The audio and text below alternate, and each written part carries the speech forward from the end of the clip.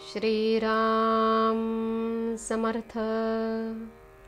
ब्रह्मानंदं परमसुखदं केवलं ज्ञानमूर्तिं द्वन्द्वातीतं गगनसदृशं तत्त्वमस्यादिलक्ष्यम् एकं नित्यं विमलमचलं सर्वधी साक्षिभूतं भावातीतं त्रिगुणरहितं सद्गुरुं नमामि। भगवान गुरुदेव, आपल्या चरणकमली आमचे शतशः प्रणाम असोत।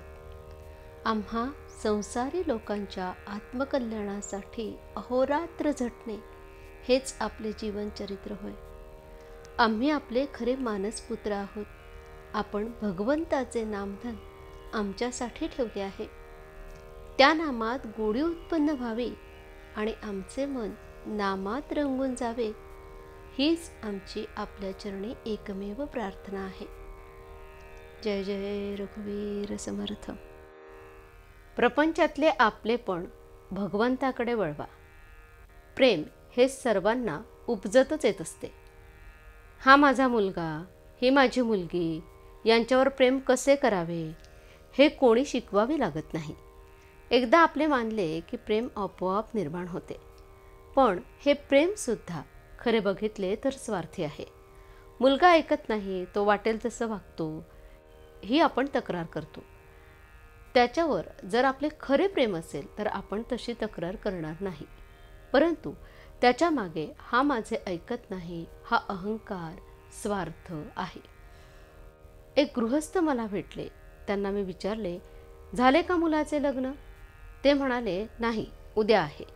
मुलगा चांगला वागतो का असे मी विचारल्यावर ते म्हणाले, आत्ताच नाही सांगत, 6 महिन्यांनी सांगेन। स्वार्थाचे प्रेम इतके अशाश्वत आहे। मला सांगा, अशा स्वार्थाच्या प्रेमापासून सुख कसे लाभेल? प्रपंचात आपण केवळ कर्तव्य बुद्धीने वागावे, मग मुलगा माझे ऐकत नाही हा प्रश्नच उद्भवणार नाही। खरोखर प्रपंच हा एखाद्या प्रयोगशाळेसारखा आहे। कॉलेजमध्ये शिक्षण पुरे करण्यासाठी काही महिने तिथे शिकावे लागते असे म्हणतात। त्या प्रयोगशाळेतून काही उत्पादन काढण्याचा उद्देश नसतो, फक्त मुलांना शिकवण्यासाठी त्याचा उपयोग होतो। तिथे सर्व काही शिकून घ्यायचे असते। ते किती उपयोगी पडेल, त्यापासून किती फायदा होईल याची अपेक्षा ठेवायची नसते। त्याप्रमाणे प्रपंच ही परमार्थाची प्रयोगशाळा समजावी। आतापर्यंतचा आपला अनुभव पाहिला तर आपण केले असे थोडेच असते। म्हणून परिस्थितीबद्दल फारशी काळजी न करता आपण आपले कर्तव्य तेवढे योग्य रीतीने करावे। आपल्या वृत्तीवर परिणाम होऊ देऊ नये।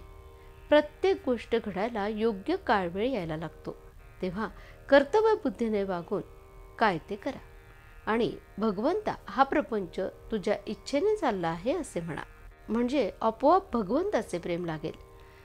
प्रपंचातले जे आपलेपण आहे ते भगवंताकडे वळवा। घरातल्या मंडळींवर निस्वार्थ बुद्धीने प्रेम करायला शिका, म्हणजे परमार्थ आपोआप साधेल। आणि आपलेपणा भगवंताकडे वळविल्यामुळे भगवंतावर प्रेम जडेल। याकरता काही वेगळे करायला नको। हा आपलेपणा निर्माण होण्यासाठी भगवंता वाचून आपले नडते ही भावना झाली पाहिजे। याकरता आपण त्याच्या अखंड सहवासात राहण्याचा प्रयत्न केला पाहिजे। त्याच्या नामस्मरणानेच ही गोष्ट सहज शक्य आहे।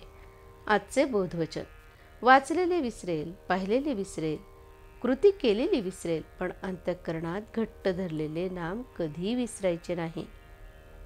जानकी जीवन स्मरण जय जय राम।